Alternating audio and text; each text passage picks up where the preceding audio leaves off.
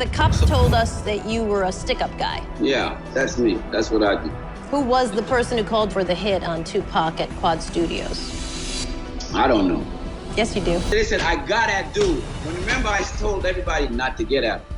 Somebody got at him. They got at him. I had these guys, like, that used to be partnered with him. They came to me and wanted me to kill him. And they told me, listen, we name your price. We'll give you anything you want. Haitian Jack was a figure in the shadow, and his mere presence could silence rooms and terrify even cops. Wouldn't want to be on the other side of the gun that Jack was pointing at, but as far as gangsters go, he's definitely in my top three of. He moved through New York's underworld with a diamond-studded Rolex on one wrist, a thick gold Cuban link around his neck. I was out there robbing and scheming, man, you know what I mean? I used to come through there and just look at all the little criminals, and I know every last one of them. It's said he robbed Diddy at a party, snatching his Rolex off his wrist without a whisper of protest. And he also nearly got J. Toll, YZ, killed just for brushing up against the wrong side of his world. I've heard stories of Jack taking watches off, like in the beginning, the early days, taking watches off guys like Puff, Jay-Z and stuff like that. What's true and what's not true, I don't know. Wait, you just said, is that a fact? You took a watch off a Puff, do you know? I think that's true. But it was his betrayal of Tupac Shakur at Quad Studios that truly sealed his legend. Pac found himself on the wrong end of a smoking gun triggered by Haitian Jack. He was shot 5 times, humiliated, and forever scarred. You know there are lots of people who think you're the person who called for the hit on Tupac at Quad Studios. Absolutely not. I had told everyone not to do anything to Pac. Could it have been somebody who felt that you were disrespected that moved independently? Yeah. This is the story of Jacques Haitian Jack Agnant. Haitian Jack arrived in Brooklyn like a storm, blowing in from the chaos of a fractured Haiti. His family fled to the United States in 1986, trading the comforts of political power for the harsh, indifferent streets of Brooklyn. It was a world of cracked sidewalks and broken dreams, where survival demanded more than just street smarts. It required a ruthless edge. Jack's first years in America were a trial by fire. He barely spoke English and was a walking target for neighborhood bullies. And he would tell me these stories more about his life and growing up, as a kid from Haiti, basically speaking, a foreign tongue in a really tough neighborhood in Brooklyn. They chased him home from school, taunted him for his thick Haitian accent, and treated him like an outsider. But Jack wasn't one to back down. He learned English fast and quickly discovered that respect in his new world came through fear, not friendship. By the late 1980s, he'd forged his place in the chaos of New York's crack-era streets, carving out a reputation as someone not to be crossed. As Jack tells me that he has this place, Crustacean, in Beverly Hills. Now, Crustacean is a high-end restaurant. Yeah, no, I've eaten there. Highly rated restaurant. He would throw these little get-togethers afterwards. And I said, well, invite me to one. So I go to one, and I'm sitting at a table with Aretha Franklin and Stevie Wonder. It was around this time that Jack first dipped his toes into the hip-hop scene. New York was alive with a new kind of energy, a raw, unfiltered culture being birthed in clubs, street corners, and smoky recording studios. Jack's ticket into this world wasn't through a mic, but through muscle. He had a knack for handling problems, the kind that could turn a wild party into a crime scene in seconds. As soon as I come in, they say, yo, Jack, them folks right there with you. Because if they're not, they gonna get them. By the early 90s, Jack had become a fixture in the city's nightlife, his reputation growing as fast as the beats echoing from the speakers. He ran a barbershop in Queens. Haitian Jack has a barbershop right next door. A thinly veiled front for his real business, and his name started ringing out among the city's hustlers, promoters, and rappers. His closest associates included the likes of Walter King Tut Johnson, another feared street figure who operated with the same cold precision as Jack. Jack's role as a fixer brought him into the orbit of some of the most influential figures in the hip-hop world, including Jimmy Henchman, a man whose own reputation was a cocktail of power and violence. His friendship with Henchman only cemented his status as a major player in the underworld of New York's rap scene. They were a fearsome pair, Henchman with his business acumen and connections, and Jack with his unflinching readiness to resort to violence when necessary. However, in the long run, their friendship turned sour. Jimmy Henchman was trying to get me hurt. Kingpin, right? So he put a picture of me and Vivica Fox in an interview he did for Vibe. That's got nothing to do with me and Vivica Fox. You understand? Right. They interviewing you, talk about you. Right. Talk about your life. Why are you always trying to intertwine your life with mine? Somewhere in this storm, the rising, politically charged voice of Tupac Shakur collided with the smooth, street-savvy presence of Haitian Jack. Their alliance would become one of the most controversial and explosive chapters in hip-hop history. Their first encounter was as random as it was fateful. Jack, known for his white-on-white fits and sharp eyes that missed nothing, was celebrating at a club, and Tupac, already buzzing off his early success with Digital Underground and the rising fame from his debut album, found his way to Jack's table through a mutual friend, a comedian named G. I met Pac at this club. They were throwing a birthday party for me. Okay. And my G George, a comedian from Harlem, brought him to my table. At first, their dynamic was electric. Jack, the ultimate plug, had the kind of connections Pac craved. He could walk into any room in New York and command respect, moving effortlessly between the underworld and the music industry. To an outsider, it might have seemed like a match made in rap heaven, the poetic outlaw and the street kingpin, but the foundation was shaky from the start. Jack's reputation was as sharp as a switchblade, a man who knew how to play the angles and move in silence, his past littered with whispers of shootouts and bloody street wars. Pac, for all his bravado, was still learning the intricate, often deadly dance of New York street politics. Biggie, a Brooklyn native with his own set of street credentials, had warned him about Jack, telling him he was swimming with sharks. Tupac, he meets Biggie, and he's in New York. I think he's filming Above the Rim, and he's hanging out with Haitian Jack. Biggie, I guess, warned Tupac about Haitian Jack, but Pac didn't really listen. It was a warning Pac ignored, perhaps seeing Jack as the kind of mentor who could guide him through the chaotic landscape of the East Coast rap scene. But Jack's world came with a price, and it didn't take long for Pac to feel its weight. Their bond quickly spiraled into a tangled mess of paranoia and betrayal. In 1993, just as Pac's star was rising, a dark chapter began to unfold. The infamous SA case at the Parker Meridian Hotel would forever tie their names together. What started as a wild night out turned into a nightmare. Pac was accused of orchestrating the assault alongside Jack and others, a charge he vehemently denied. I just had to listen to the prosecution's closing argument, and it was just so far from the truth that it really just has me drained at the end of the day. But the damage was done. Pac's trust in Jack shattered, the seeds of distrust planted deep. Him and Pac had the same case, but they let Haitian go. Got separated. They got separated, but they let Haitian go, and Tupac wound up getting 6 years. By the time 1994 rolled around, Tupac had carved his name into the fabric of rap culture, and New York's grimy, neon-soaked streets felt like a second home. Pac was everything you've seen that the Black Panther Party was in one person. Every dope member, every franchise of that organization was all into one person. And he carried that proudly. But like any king, Pac had enemies in his castle, and the Quad Studios ambush was the bloody prelude to a full-blown war. That night, Pac was in a rush. He had flown back to New York, brushing off the warnings of his Atlanta circle. His cousin William had dropped him off at the airport, uneasy about the move but unable to sway Pac's mind. Pac had money on the line, a quick studio session meant to keep the cash flowing and the hits coming. New York to shoot bullet. That's what he was in New York for. But it had happened that there was an opportunity for him to make some extra money in the studio session with Lil Sean and them, right? But New York had its own plans. As the elevator doors slid open on the 8th floor of Quad Studios, Pac stepped into a trap. Before the doors could fully part, masked figures emerged, guns drawn, the metallic glint of their barrels reflecting the studio's dim lights. The first shot tore through the silence. A crack that shattered the fragile calm, and then chaos erupted.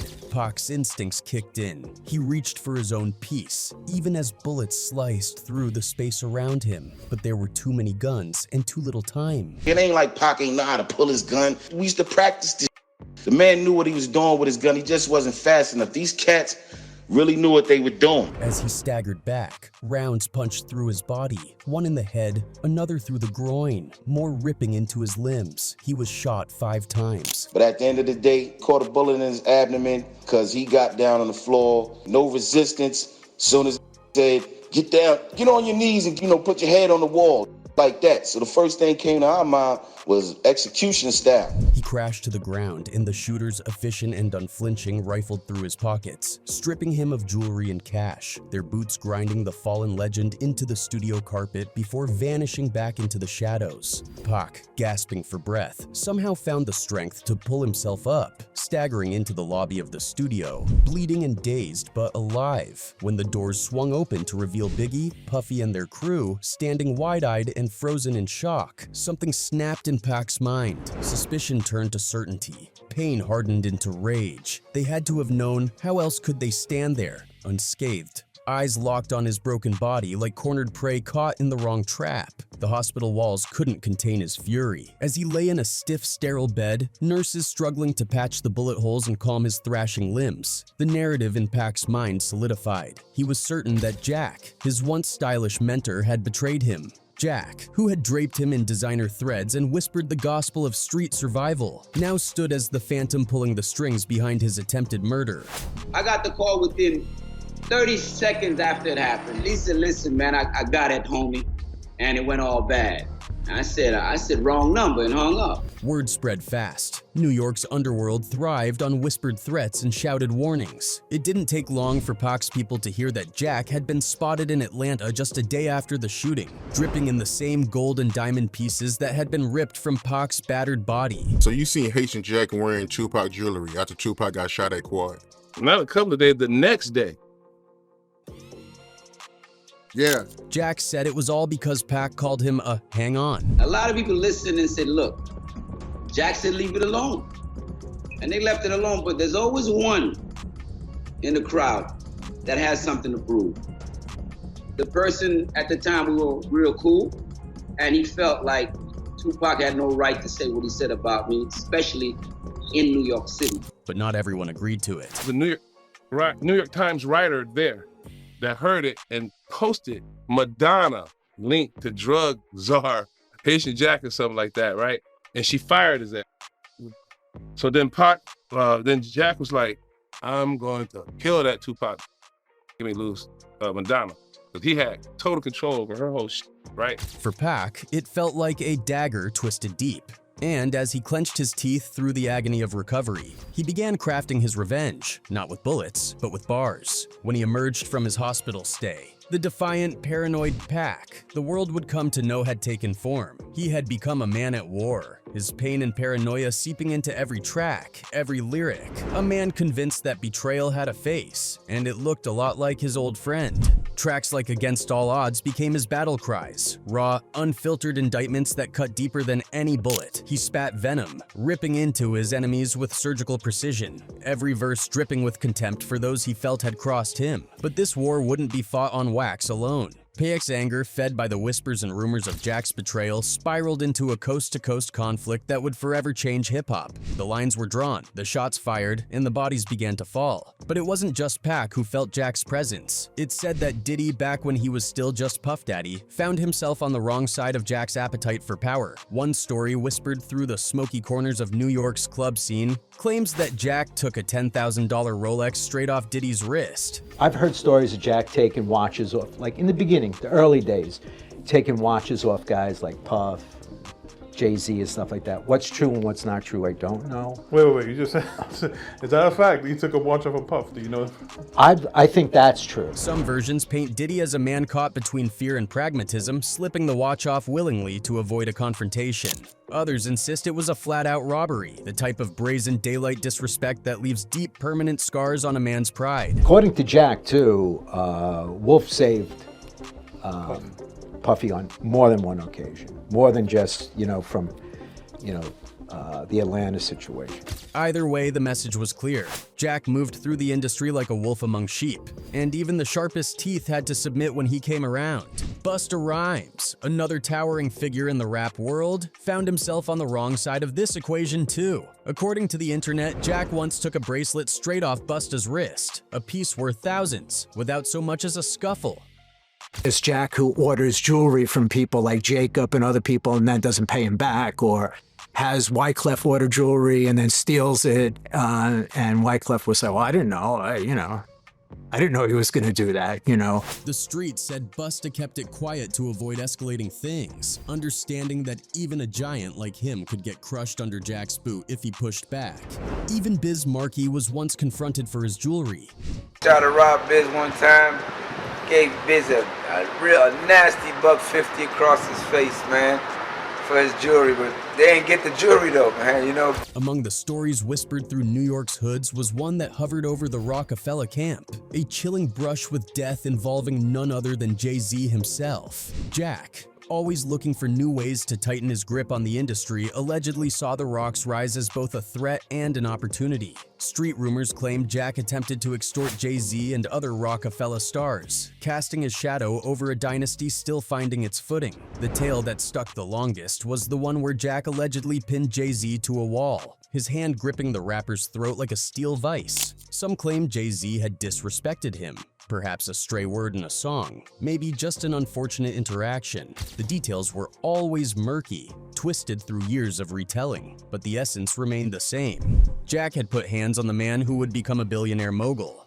Derek Parker, the notorious hip-hop cop who penned The Notorious Cop, briefly touched on the incident, confirming at least the essence of the encounter. No matter the specifics, the rumor was enough to send ripples through the Rockefeller circle. It wasn't just about physical dominance, it was a power move. Jay-Z, for his part, never publicly acknowledged the incident, and Rockefeller kept its collective head down. Whether it was to avoid adding fuel to the fire, or simply out of fear, no one in the crew challenged Jack's reign openly. The streets knew though, they always knew. Jay's close brushes with Jack became cautionary tales for up-and-coming rappers. You could spit about street life on a record, but confronting the real deal was another story entirely. But Jack's tactics weren't just about brute force. He had a different kind of power, a dark charisma that let him manipulate without ever drawing a gun. This was the art of friendly extortion, a twisted game where favors and fear blurred together. He didn't need to raise his voice or make explicit threats. His reputation did that for him. And if the whispers are to be believed, Jack had an ace up his sleeve that made him even more untouchable. A cadre of off-duty NYPD officers, men who moved with the same streetwise code but carried badges, giving his empire a layer of protection that most street hustlers could only dream of. So I kind of had like this friendly relationship with him, and I never utilized him as an informant. More like a guy I could have a conversation with about the industry and rumor mill. These were the stories that built the legend of Haitian Jack, a figure so feared that even the hardest street soldiers kept their distance. Even Mike Tyson, the baddest man on the planet, a human wrecking ball who crushed opponents in the ring and prowled the club scenes with the same ferocity, found an equal in Jack. They had a mutual understanding of power, fear, and survival in a world where only the ruthless thrived. They moved like through the neon-soaked nightlife of the 90s, arriving at clubs in bulletproof cars, draped in designer suits, and dripping with street-earned respect. TK Kirkland, a comedian with his own ties to the street scene, recalled a night when Tyson pulled up in a Lamborghini, Jack riding shotgun, to a Versace party in South Beach. One of the things that you mentioned in the Tyson interview is that he would pick you up in the Lambo with Haitian Jack? Yes. Okay. Haitian Jack was a good friend of mine, Mike Tyson, and Mike picked me up in the Lambo. We all went to Versace's party. It was a scene straight out of a gangster flick, celebrity mingling with raw street power, the kind of place where Madonna might brush shoulders with men who had the kind of histories most people couldn't stomach. But for all the camaraderie, there were dark whispers about their bond. Tyson, even at the peak of his power, was said to have his own wary respect for Jack. Despite his fearsome reputation, Tyson knew better than to ignore the weight Jack carried. There was a raw, unpredictable danger to Jack, something that transcended fists and muscle. Tyson, a man who once claimed he wanted to eat his opponent's children, knew the difference between a street legend and a mere tough guy. Jack was the former, an apex among. This edge even colored Tyson's relationship with Tupac. When the two became close during the filming of Above the Rim, Tyson reportedly pulled Pac aside, warning him about Jack, hinting that the charismatic Haitian might be more dangerous than he let on. It wasn't a mere heads up. It was a lifeline from one man who had danced with darkness to another, still learning its rhythm. Tyson, no stranger to the treacherous circles Jack ran in, saw the potential for disaster in Pac's growing connection to Jack and tried to steer him away. Tyson's warning was simple but chilling. You're out of your league. They told Pac, I say, I don't know if I think you're out of your league right now. It was the kind of thing only a man who understood the brutal calculus of the streets could say. I've known Jack through Scooter, and I used to say, you're out of your league. You know? You hang with the big boys now. Yeah, you're out of your league. But Pac, ever the rebel, didn't heed the warning. In his mind, he was a soldier, a warrior poet destined to fight the powers that sought to crush him. He brushed off Tyson's concern, choosing instead to double down on his street ties, a decision that would haunt him in the years to come. He called me a hang-on. The funny thing about it, when Pac comes to New York, I'm the first person he calls and hangs on to me. Haitian Jack's eventual exile to the Dominican Republic marked the end of an era. And he shows up and we jumped him. And that was the last day he saw the sidewalk in the United States of America. He was in jail. But it didn't signal his disappearance. In the eyes of many, Jack's name still carried weight in the streets. The myths surrounding him grew as legends do when the real story became tangled with whispers and half-truths. His exile was symbolic. The world he had once ruled, full of flashing lights, private jets, and underworld dealings, had vanished, leaving behind only the echoes of his past. Yet, despite his absence, the impact of his actions continued to ripple through the hip-hop world. Jack, there's a reason that you're not sitting here with us in the United States. What did the feds get you on? I shot somebody in LA in a club on Melrose. Yeah. Jack's influence didn't simply fade into the background. The tension and fear he inspired, particularly among those who had crossed him or his allies, lingered.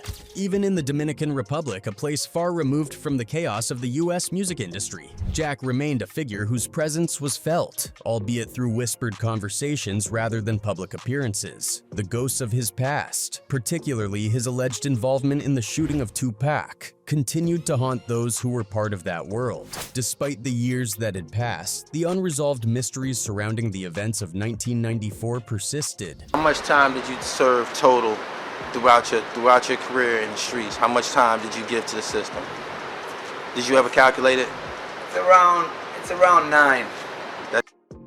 Yeah. Then there was the fear of crossing Haitian Jack, fear of his connections, fear of the power he wielded, whether directly or indirectly. That fear didn't fade with his exile, it only grew. Stories about him were exchanged like urban legends, with each retelling adding new details, new fears. The myth became more frightening than the man. Jack wasn't just someone you didn't want to cross in the streets. He became a figure whose name was spoken with reverence, a reminder that in the music industry, power wasn't just about fame, it was about survival. Despite his absence from the American scene, Jack made attempts to reclaim control over his legacy. He knew the importance of controlling the narrative, of rewriting history in his favor. Through interviews and documentaries, he began to reframe the stories that had been told about him. He wanted the world to see him as more than just the villain, more than just a feared figure in the background of hip-hop's most infamous events. His voice, though, was one that people listened to more out of curiosity than belief. No matter how many times he tried to change the story, the legend of Haitian Jack, the man behind the curtain, could never be fully rewritten. One of the most striking things about Jack's legacy was the dichotomy between the stories told by those who had worked with him and those who had feared him.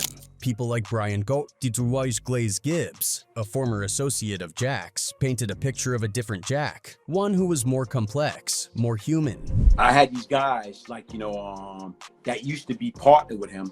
They came to me and wanted me to kill him. And they told me, listen, we name your price.